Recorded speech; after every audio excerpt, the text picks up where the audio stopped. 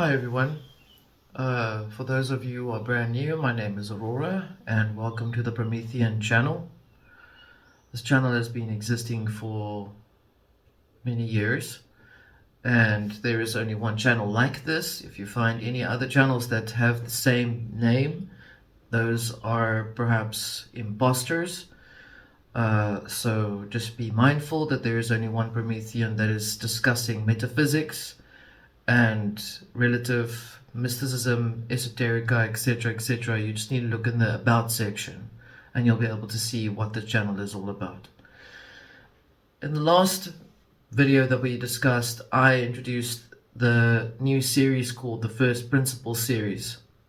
And the First Principles series relates to the working of the systems and the belief systems that we encounter daily. How do we prosper through these energies? How do we manage to maintain our internal consciousness, our internal awareness, while all of these things are taking place? It's just become a little bit more expressive, exploitive, perhaps, in the nature of the systems and how they've been presenting themselves. And so it's very important that we need to look at how we are able to become resilient within our own selves. And the material that I'm discussing, or that I'll be bringing up, as I have been, started with the consensus as the first one. And that is a classical understanding of how the systems work when you are within a group environment where there's a consensus expected from you. So in other words, this is a metaphysical discussion on relative principles that the conscious man and woman within their internal parts of their awareness are able to learn from, establish their own ground within how to protect themselves through psychological warfare, for example, as a big part of the energies that we're talking about. Today we're going to be discussing another aspect of this. This is the second one of the principle series called Metacognition, and I will be discussing that with you. If this material has found you well, if you have found it helpful for yourself, as always, please like, share, and subscribe, and give a comment down below. It helps the algorithms to actually formulate the channel and build it up a bit stronger, especially now these days, because the algorithms do not are now being pre-programmed by basically every user that goes in there. So everyone is for themselves. This is why I'm saying be mindful that there's only one Promethean channel that discusses metaphysics and the mystical elements around that and demystifying it. It's in the about section. There is no other channel that's doing that, and there is another guy called, I can't remember his name, who has basically siphoned most of my work. So I'm making it a very clear statement here. I'm announcing it to you so that you're aware of it. It doesn't matter whether he's got a little doctor in front of his name or not. He's not a doctor. He's an imposter. And there's a lot of information out there about him, especially with regards to the Iranian archaeology. I'll put the link down below and you'll see what they say about him. He is an imposter. Please be mindful of that. I will start with the next part now. So in order for us to understand what the First Principles series assists us, and I'm looking at my own notes here because there's a lot of stuff to go through. The intention is not to do lectures, but to give short, concise bits of information that describe how we are able to protect ourselves, how we are able to understand certain scenarios. And the background for this structure relates to years of studying, obviously, the patterns that, as many of you know who've known me for a long time, in how the realm operates within its own dynamics with humans as the interactive receiver and sender of the frequencies most of the time. It's very rare that there's that there's a supernatural element involved within these particular structures. Needless to say that the simple part of the entire process is to understand that when there's a collective of humans or people together in a particular belief of a particular process, automatically this then starts to become an egregor. An egregor relates to when there are things that are expected of this particular group of people, and the energetic field within themselves collaborate or connect with the other fields, and they all then start to think in the similar pattern, in the similar way, and then that frequency starts to project itself to energies or people that are perhaps not part of that seek those people to bring them into that particular field. Essentially, you could look at a group as that has now become completely involved in becoming egregor, formed within the nature of a society. For example, you could look at cults, you could look at cult studies, things, study groups, things where they start to become involved in that, and then they go towards witchcraft, and then they go towards practicing those things, and then they start to create media around those things, etc., etc. So I'm using that as an example because the first thing that came to my mind right now, to be honest with you.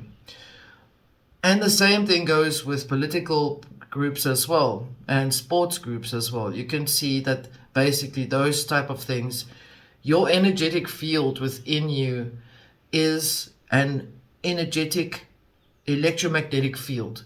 An electromagnetic field, if you add a few of the same fields together, creates a force or a frequency that becomes an egregor, especially when it has a consciousness within it. And the consciousness comes from the group thinking, or the thinking in the group itself. Now, whether it's a positive impact or a negative impact on society, that's not up for debate right now. My discussion in this is how to understand how to work around these things if you find yourself being bombarded by particular group thinking patterns, group thinking programs. And it seems to be that there's an overpowering of information or an overpowering of a person to actually subject themselves or to give consensus to a particular event that's taken place. Some of you have explained to me about the political experience or political egregors that have been multiplying itself within where you live in your country, and how it bombards just generally everyone. And so how do we steer around that? Because you cannot ultimately break down the speed in which the egregor operates. You could look at it as a form of as a type of sledgehammer or a wrecking ball. You can use that as well. You can use it as a particular pendulum. You can see it like that because it does sway, it moves back and forth, it creates things, and it draws things to it so that it can create momentum. And so in this process, you're learning to understand that you are able to move through it. Imagine it to be in your mind. I'm basically trying to tell you how to deal with egregors. That's why the first principle exists as a series. This is all of the information that comes from the channel. You could look at it in condensed form. Okay, so egregors cannot be exorcised. They cannot be destroyed. You cannot pray or try to pray it to death. You cannot do that. Okay, an egregor is a thing that starts to become its own existence. Okay, if it is understood to be what it is, you can also see that it also presents itself in political arenas, like I've said before, or certain societies that project certain things into place, but they are using the regular methods of trying to harness or harvest the energy of the person that they are seeking to bring towards them. In other words, seeding you, then drawing you in, you give consensus to it, they come into your life. Now you're going to have to think about what they're telling you. And what you need to apply right now is metacognition. And metacognition is a very important key factor into understanding this particular half-life, half-aware thing that seems to be like a thing that exists in its own way. It is an actual thing that exists. It's nothing supernatural about that. You come across these particular egregoric systems every day without even really thinking about it. Perhaps you do. That's also, again, I'm not saying that to anyone specifically. I'm discussing this in a general perspective. We need to understand that egregors in themselves, if you look at the ritual or the esoterica behind it, comes from ancient days. It's come up in Greek as well, where they actually refer to it as meaning watchers, and Grigori or egregori or egregoroi, which is watchers or certain energies with regards to it as being destructive watchers or destructive egregors, because destructive egregors are what you would be seeing right now, where there's a lot of harvesting of consciousness that has to submit to and subject to, in other words, put yourself under a particular stream of information or data that's being projected into the system constantly. That could be war stories. That could be the end of the world story. I mean, that story's been going on for centuries as well. Plato said the world's going to end, and it's just ending all the time. It has to live and die and live and die. That's its cycle, because that is the process in which it rises up in the morning when the sun shines, it lives, and the sun sets, the moon comes up, it dies. That is an allegory of the life and death of the world. Okay, so now you understand what basically the idea is there are some people that just don't want certain things to come out. They steer blindly. There's a lot more of them present because you're seeing a lot more on the internet. You're seeing a lot more online. Many people are working from home now. People are working more online. There's an active focus on the internet itself. There's an active focus on trying to build an artificial intelligence system, which is just a program that's basically going to repeat the same stories that you give it to do, with predictive texting in it. I cannot say anything more on that, because that is essentially what I always see when I think about it. Your personality is mapped, and that is basically presented back to you. That's my opinion on it. Yeah. Okay, so there's a drive to try and push this whole artificial intelligence thing. It's everywhere. It's almost saturating everything. There's so many more people that are doing the same thing that everybody else is doing, which is exactly disturbingly more obvious and more blatant than normal. And even that, all of that is a type of egregore in itself. It requires a feeding into it. It is essentially a vampiric element. It seeks people to come to it so it can grow. That's its purpose. That is why a group creates itself. And that is what the group wants. It wants to grow, not so. So the egregore element with regards to the group is the same thing.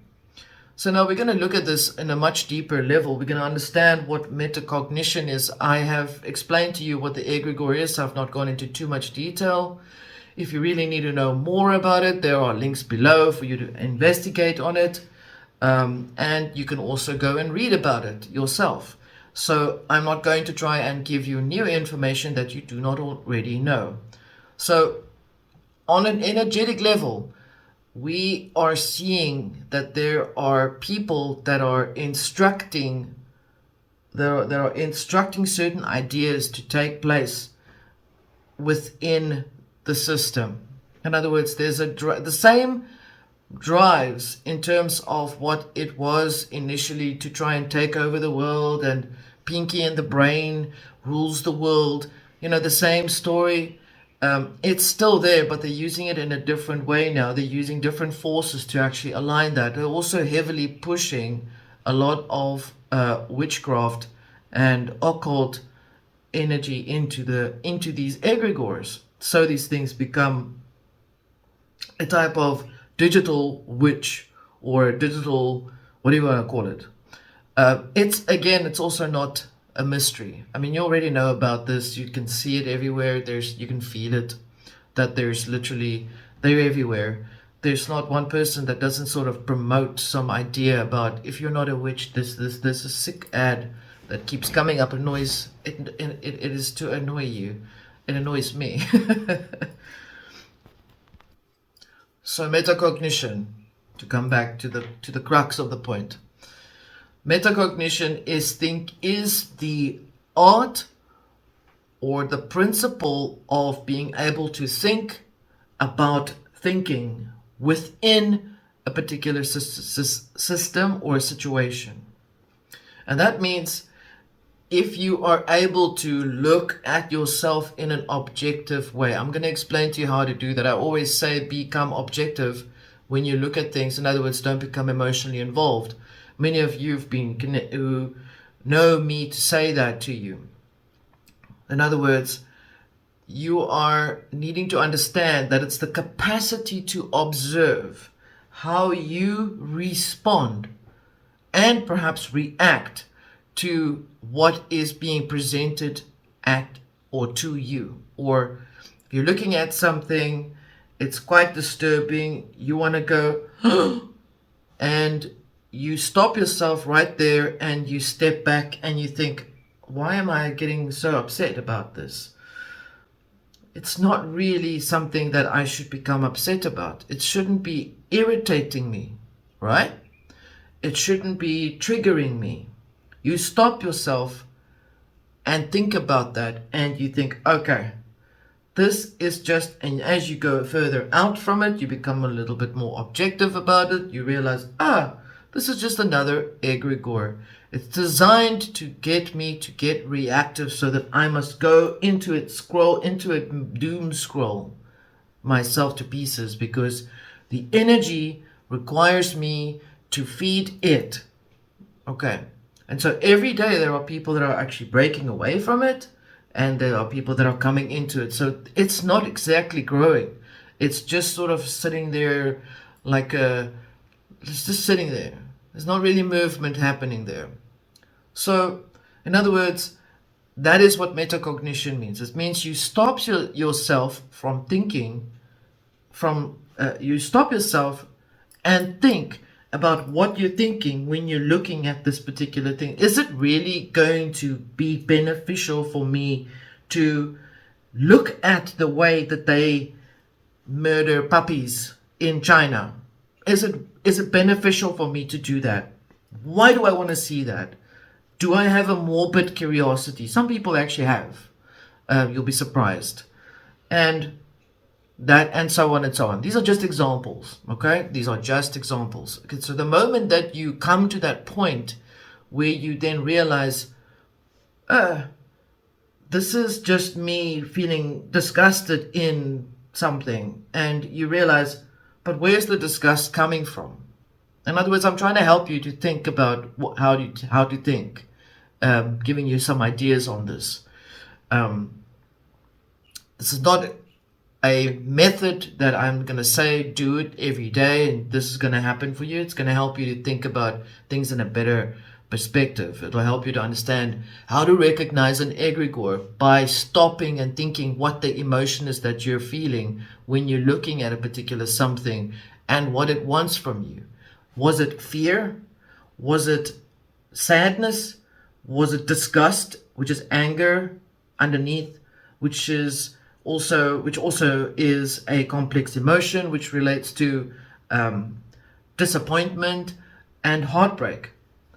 Those are the emotions that come through when you look at something. If you step back and you break down your emotions when you're looking at it, What is the emotion that you feel when you look at what you've just looked at, or read, or heard, or thought of, whatever?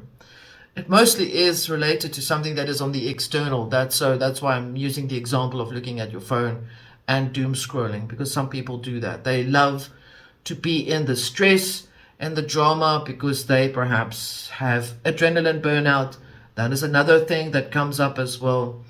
Adrenaline burnout, where your adrenaline is so overstressed that you literally find things to do and you mindlessly scroll to find things that distress you because you've keyed into that pattern. Okay, so metacognition helps you to understand that you can actually disconnect from that. You can actually just swipe it away. And the more you start to do that, some are going to be upset that they've realized that that is why it happens all the time. And they're going to look for other stuff to look at. And others are going to look at it and see, actually, I never realized how much time I've spent looking at one particular thing, looking for one thing to distress me, because I am unhappy with X, Y, and Z in my life. If you can be that honest with yourself, that is what is the next step that happens after you apply metacognition. And so essentially you step into that understanding of where you question that feeling, like you're saying, at that moment you're saying, but that's fear. It's fear that's making me freak out right now. Instead of I'm afraid, instead of saying I'm afraid, you're saying it's fear. Okay. What I'm trying to explain to you is so instead of disgust, you're saying I'm actually sad. I'm sad. And you say heartache. So you'll be able to understand that you'll look into these emotions of yourself. If you doom scroll, it's fear. That's why there's an addictive program going on there, which is part of another egregor. There's so many egregors these days. It's like, it's disturbing to experience all of these egregors. It's like schools of fish. That's so many of them in one place at the same time, and you don't know how to get through it. It's like a traffic jam. That's basically what it looks like, and it's overriding your consciousness. It's trying to. Let me say it's trying to override your consciousness. I'm not saying it's happening, because if you're here, you are part of the people that are learning how to be in control of your consciousness, and therefore you know what I'm saying. You know what I'm talking about. So, to recap, the moment you address the emotion that you feel when you look at something, you are stepping into a response as opposed to a reactive sense of energy, which gives energy, which drives energy, which oozes energy. If you become in a responding process, you look at it, you become creator of your own thought process, author of your own story within your mind. That is essentially how that works. And that is the conscious awareness that I'm talking about. That is the space between drama and being in a stoic state of awareness. Okay, and stoic just means being stable within the balance within the self, through the heart at all times. You can stoic. We can discuss this another time as well. So, through the lens, resilience isn't about the understanding of resisting it, but in the ability to understand how to be in command and control of your own thoughts, because it really starts that simple. It starts with that small little thing that you're noticing. You're looking at your phone, you're checking it out, you're saying, oh my God, they're going to do this, they're going to bomb the moon or whatever, and you're saying, it freaks me out, and you stop yourself right there, you take a deep breath, and you say, okay, why is this freaking me out? I'm afraid. Why am I afraid? Because I don't have control over my environment, my society, my home, my place, my family. I step even further back and say, okay, fear. I do not have to have this fear. This fear is something that is unhealthy for me, but it is something that I need to work on within myself. take that time to do that. I mean, there is no actual, let me put it this way, there's no way for you to be able to know that it works unless you've tried it out and see how much frequency has been taken from you while you're looking at certain things. The more you look at these things, the more it takes from you emotional energy. Remember, it's like we're looking at a digital egregor that's just seeking as much attention and focus on it as at all times. It's like a child that's schizophrenic, that has, and I'm not a therapist, I'm just using this as a discussion here. It's my free will to discuss it the way that I am right now as well. So yeah, you've noticed that there's this weird, strange sort of energy happening. Many of you have been very sensitive. You've been picking up on that. And so through this, you're able to understand the role of where consensus normally takes place as well. Because looking at it is something that you're consenting to look at. You've just agreed that you're going to be looking at, you've just agreed to look at something that is disturbing in its nature. And that is how you gave consensus. Now you're looking at it and you're thinking, oh my God, it's just disturbing as hell. And you go, and that is where you stop yourself and you step back and you say, okay, that feeling I've just felt there now, disgust. What is disgust? What the energy wants me to have disgust. It wants essentially more than just the feeling of disgust. It wants my heart energy to key into it. In other words, disgust, as I said, is an emotional feeling that you have within your heartache, or dissatisfaction. These are all emotions. You're going to have to learn to address and understand each emotion that you feel. You understand that human society, or the human species, has got a vast, complex range of emotions. And based on that, how many of you actually know what to call those emotions that you feel? And so I would advise you to also look into that and just to investigate a little bit to see how to address your emotions. Okay. So metacognition helps you to understand whether that post was presented there as a particular psychological operation. Like I've just explained to you now and given you the examples, now you see what these things mean and how they key into what the system wants from you. The wicked system, the wicked society, the wicked agency is really the dark side of the system that operates day and night, constantly, within its feeding frenzy of gathering information, gathering data. It's trying to feed itself to build up whatever database on the human society itself. But the most important thing to understand is that humans are also unpredictable. And that is how it should be. Because you should never become that predictable that based on your thoughts, you're going to do this, this, and this, and this. If you don't have control over your thoughts, then you are predictable. If you don't understand how you think in certain things, then you are predictable. If you are understanding how to figure out what triggers you in your thoughts, then you become unpredictable. You become something that is unrecognized by certain things.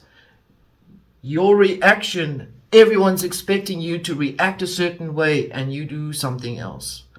That is what it means to be unpredictable. The goal of a psychological operation is to trigger you, to let you become instinctive so that your emotions can be controlled. Okay. In other words, media, those are the things that are bringing itself out. Applying metacognition, in other words, recognizing when you are being taken for a ride with the post that you're reading because of an emotional feeling you feel inside, is the key to becoming less involved in becoming the food of the digital egregor. And that is how I basically would like for you to understand that what you're looking at and in what way you're looking at it, to question yourself at all times. Learn to think more. It is important to think more on things. Apply that energy within you. So within all of this, we're coming towards the end of this thing, and I hope that this has given you a little bit more of an understanding of how to apply metacognition. It is the ability to stop yourself in mid-thought, to think on why you are thinking a particular way, and to recognize the emotion behind that thought. And essentially that is a form of metaphysics. So metacognition is used in metaphysics, and that is the importance of the crux of why this channel exists as well, part of. And so write these things down. Write down on a piece of paper. Start buying a book and a pen and start writing these things down on paper, not digitally. I still jot notes down on paper. Okay, I prefer to do that if it's very sensitive thinking things, because your emotional energy touches the pen transfers what you feel onto paper. It is a sacred experience. It is only your own unique experience that you are doing that and why you're doing that. And you're right there. Today, I fell for the puppy mill trick video. Underscore. I know it exists. I'm disgusted by them. Is this to make me feel hatred towards blah, blah, blah, or whatever? Investigate how you think. You're going to need to take time out, because your brain is going to, if you've been not done this before, your mind is going to become rebellious and try to tell you, don't do this, don't do this, don't do this. I'll do this just later. I'll do this later. I'll just record myself. And I'll just forget about it. Okay. So we're looking at predictability versus unpredictability. Okay.